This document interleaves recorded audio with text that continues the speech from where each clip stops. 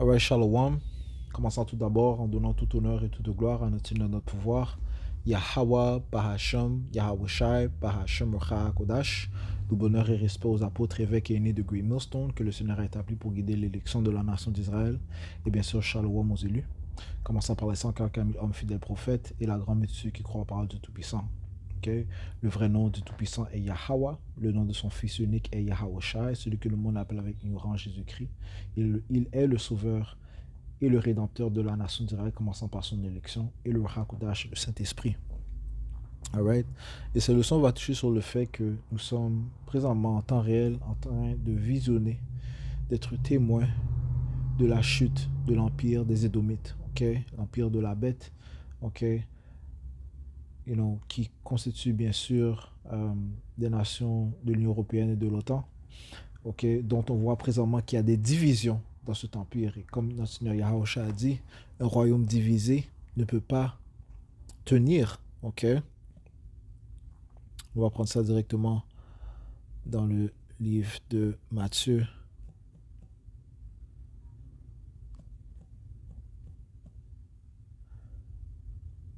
Chapitre 12 et verset 25. OK? Matthieu chapitre 12 et verset 25. Ça dit ici, mais Yahushua, connaissant leurs pensées, leur dit, tout royaume divisé contre lui-même est amené à la ruine, et toute ville ou maison divisée contre elle-même ne subsistera pas. Et si Satan chasse Satan, il est divisé contre lui-même, comment donc son royaume subsistera-t-il? Et vraiment, son royaume ne subsistera pas, mais nous sommes présentement en train de témoins de sa chute. Okay? Nous sommes en train de visionner en temps réel le déclin de l'empire de Esau. Okay? Et on sait que l'Amérique est à la tête de cette bête, de l'empire de la bête. Okay? Et lorsque l'Amérique chute, eh bien, c'est synonyme à la chute des Édomites. Okay? Alright? Donc, on va aller dans le livre de Job, chapitre 18, et verset 10. Le piège est étendu pour lui dans la terre et sa trappe sur le chemin. Okay?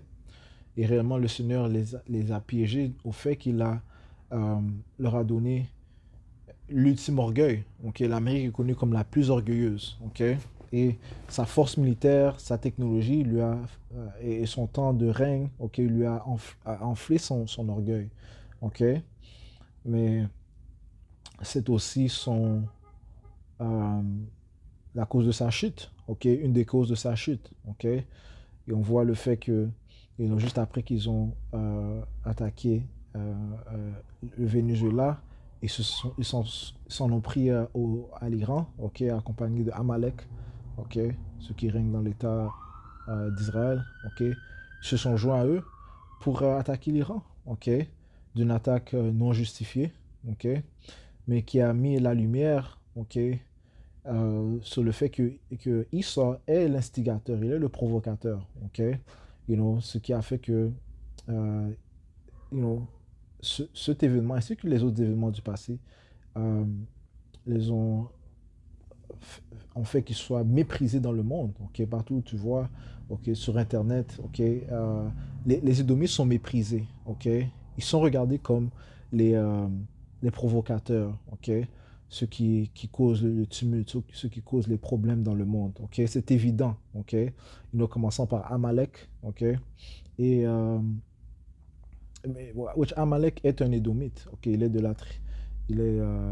C'est un Édomite de la tribu d'Amalek. C'est un des petits-fils de Issa. Okay? Donc ces Édomites, en gros, okay, sont la cause des mâles qui se produisent sur la terre. Okay?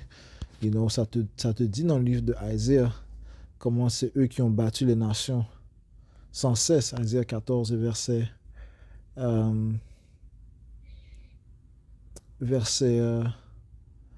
4. Ça dit ici que tu prononceras ce proverbe contre le roi de Babylone, qui est l'Amérique. Right? Babylone est le nom-code, est un nom-code qui représente l'Amérique. Okay? Un code biblique qui représente l'Amérique. Et tu diras, comme l'oppresseur a cessé, la cité dorée a cessé. Okay? Alright? Et elle va venir à sa fin. Elle va cesser de régner. Ok? Nous sommes présentement en temps réel en train de voir son déclin.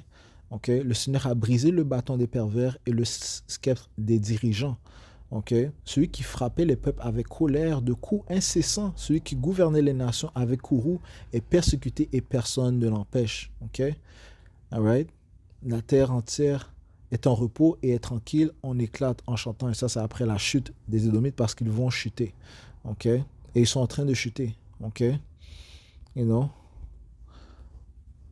Alright? Et encore une fois, cette attaque en Iran, eh bien, il s'avère que C'était. Euh, c'était un attrape-nigo pour eux, man. OK?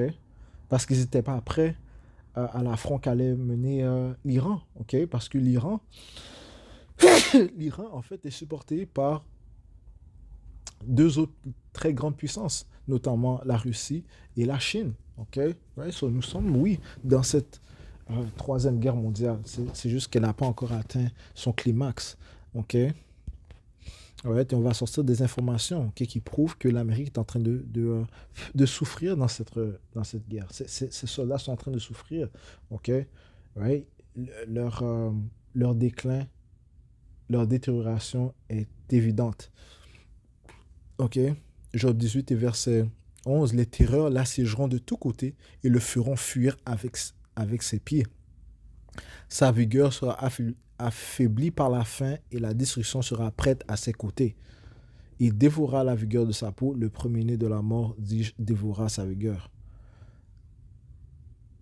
Sa confiance sera arrachée de son tabernacle et cela l'amènera au roi des terreurs. OK? Ouais, Yahweh Hashem Yahushai. OK? Donc, OK? So, graduellement, est-ce qu'ils sont en train de détériorer? Graduellement, ils sont en train de perdre. OK? La puissance qu'elle avait auparavant n'est pas la même. OK? Parce que même les nations comme l'Iran, OK? Et d'autres nations, OK? Eh bien, eux aussi, ils ont une forte puissance. OK? Eux aussi, ils possèdent une force nucléaire. OK? Eux aussi sont associés à des nations qui ont des missiles nucléaires. Et encore une fois, comme nous dit le livre d'Ézéchiel, le 38e chapitre, que la Russie serait une garde pour beaucoup de ces nations, incluant la Perse, l'Iran. OK? OK, c'est ce que nous voyons présentement. OK? Alright, donc, si on va dans le livre de Joël 3 et je vais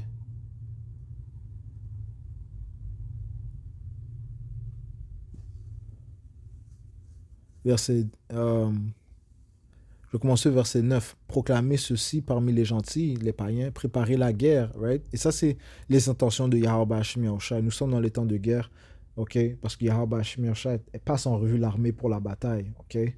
Et le Seigneur est en train de déstabiliser la force de l'Amérique, ok? Qui, elle, était la plus grande puissance. Mais présentement, ok, le Seigneur est en train de l'exposer, il est en train de la faire... euh, euh, de la faire chuter, ok, graduellement, ok, devant le monde entier, ok.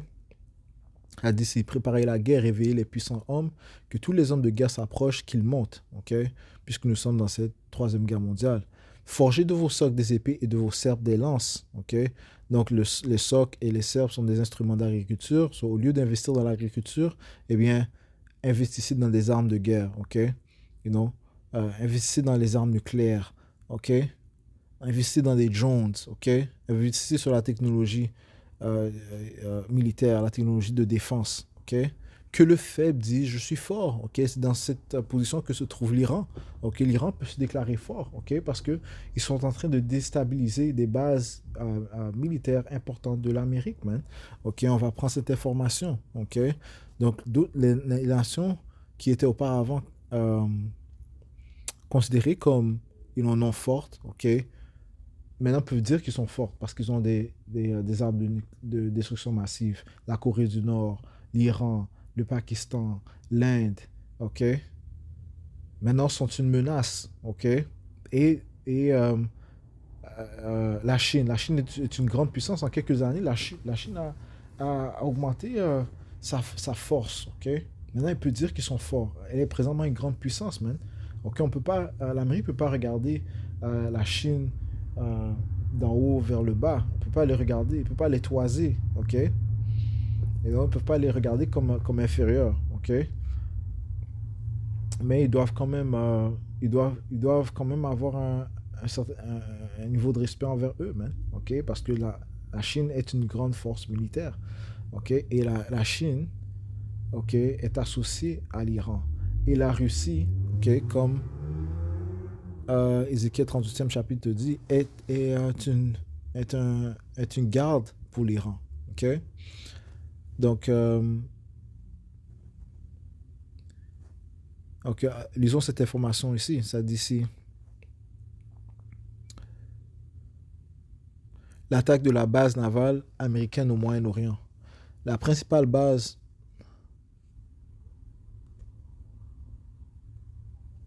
Ça dit ici, la principale base de la marine américaine au Moyen-Orient a été lourdement endommagée lors de la guerre de 2026 avec l'Iran. Donc, ils ont ciblé stratégiquement une, euh, une base importante. Okay? L'Iran a stratégiquement attaqué une base importante de l'Amérique. L'Iran a ciblé à plusieurs reprises l'activité de soutien naval NSA à Bahreïn. Le quartier général de la 5e flotte des États-Unis avait des attaques de missiles et de drones. Ces attaques ont eu des conséquences majeures dans la région. Dégâts considérables, les frappes ont gravement touché le quartier général du commandement, les terminaux de communication par satellite et d'autres infrastructures logistiques cruciales à Bahreïn. Ok. Le Wall Street Journal estime le coût des réparations à environ 400 millions de dollars. Les guerres coûtent cher. Qui va devoir payer? Eh bien, les citoyens. Ok. Ok, les contribuables. Ok. Ouais, ça va nuire, bien sûr, au style de vie américain. Les guerres coûtent cher, man. Ok. Pivot logistique. La base de Bahreïn étant compromise, le Pentagone a été contraint de déplacer son principal centre logistique régional vers Diego Garcia dans l'océan Indien à des milliers de kilomètres de la zone de conflit. Ok, donc ça a déstabilisé la stratégie des Américains, man. Complications pour les porte-avions. La perte de ce centre logistique et de repos a créé de graves problèmes de maintenance et d'approvisionnement pour les porte-avions déployés, notamment le USS Abraham Lincoln. Ok? Ouais, ça, c'est les informations qui sont sorties les dernières semaines. Ok? Les derniers jours, comment les conditions euh, étaient. Les conditions de vie n'étaient pas bonnes pour ceux qui étaient dans ce, euh, dans ce porte-avions, ok? Dans ce bateau, ok? Réévaluation des bases, l'ampleur des dégâts a forcé les États-Unis à repenser leur présence militaire dans la région. Les responsables envisagent de déplacer les structures de commandement sous terre, de disperser les forces ou même d'abandonner certaines bases du Golfe. L'impact sur le USS Abraham Lincoln et son équipage. Les frappes iraniennes sur la base de Bahreïn ont déclenché une crise d'approvisionnement, ok, et de santé mentale sans précédent à bord du USS Abraham Lincoln. Ok. Privé de sa base logistique à proximité, le groupe aéronaval a subi de lourdes conséquences opérationnelles et humaines. Ok. Ça, c'est les Américains qui sont en train de souffrir, man. Ok. Des soldats américains. Défaillance logistique et d'approvisionnement. Distance d'approvisionnement massive. Le Pentagone ayant déplacé les opérations vers la base britannique de Diego Garcia, le flux logistique devait parcourir plus de 3500 km à travers l'océan Indien. Pénurie grave. Le commandement de la marine a reconnu un immense retard dans la livraison des biens de première nécessité. Le navire a manqué de nourriture, de courrier et de pièces de rechange. Rupture des infrastructures en raison du report des opérations de maintenance. Le système de plomberie du navire est tombé en panne. Ok? Ça veut dire que la situation sanitaire, ok, était défavorable, man. Ok? Le système de plomberie du navire est tombé en panne, entraînant des toilettes défectueuses et des refoulements d'eau usée. Tu t'imagines ça? Ok, puis t'es coincé à l'eau. Une pression record sur l'équipage, plus de 250 jours en mer. Ok? 250 jours en mer, man. Les quelques,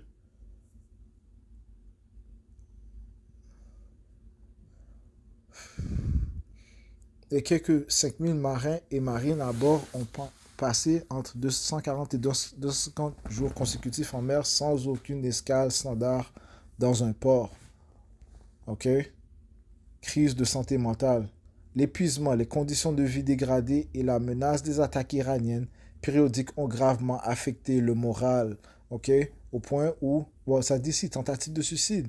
Les parlementaires du Congrès et des familles de militaires ont signalé plusieurs tentatives de suicide à bord, incluant 2 marins qui ont tenté de sauter par-dessus bord. OK? Donc, il y en a qui ont tenté de se suicider. Ils ont dit 2, mais je suis sûr qu'il y en a eu plus. Et il y a eu des conflits entre eux en même temps. OK? Alright?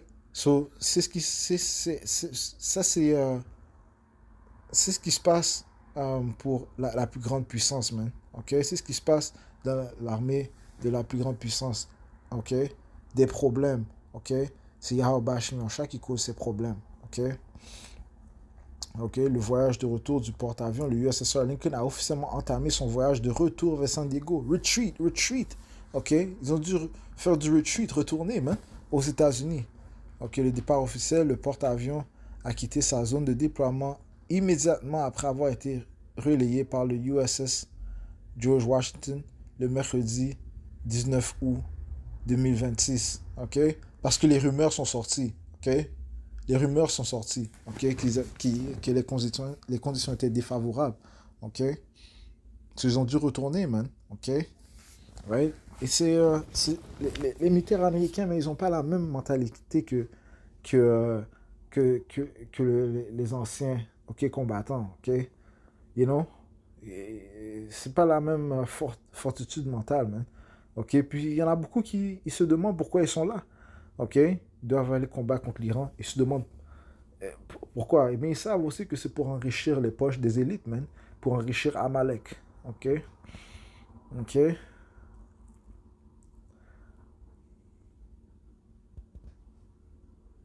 OK?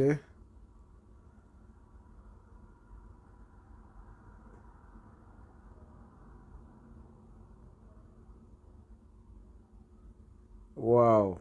Durée totale de la mission. Au moment où l'équipage accostera à Diego, il aura été déployé pendant plus de 300, 300 jours au total depuis son départ initial le 21 novembre 2025. OK.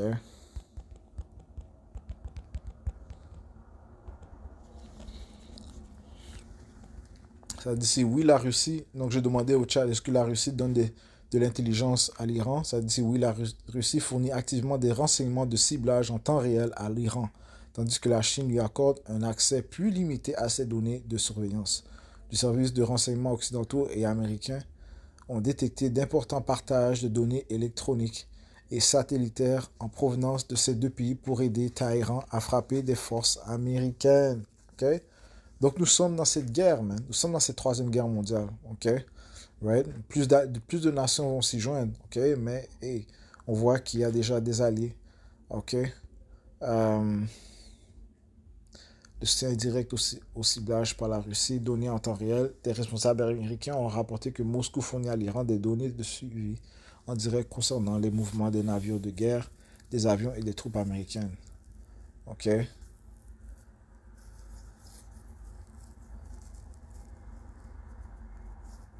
Imagerie satellitaire, une grande partie de l'aide russe provient de sa constellation de satellites d'observation, ce qui permet à l'Iran d'exécuter des frappes de missiles et de drones beaucoup plus précises contre les bases américaines. OK? Right? Et ça, c'est les 2 grandes forces qui, qui vont se battre durant cette troisième guerre mondiale. OK? Et non, la Russie contre l'Amérique. OK? OK?